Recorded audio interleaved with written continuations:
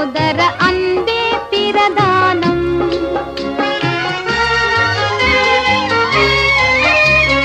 பண்புரு ஞானம் பரம நம்பிக்கை இன்ப விசுவாசம் இவைகளிலெல்லாம் அன்பே பிரதானம்.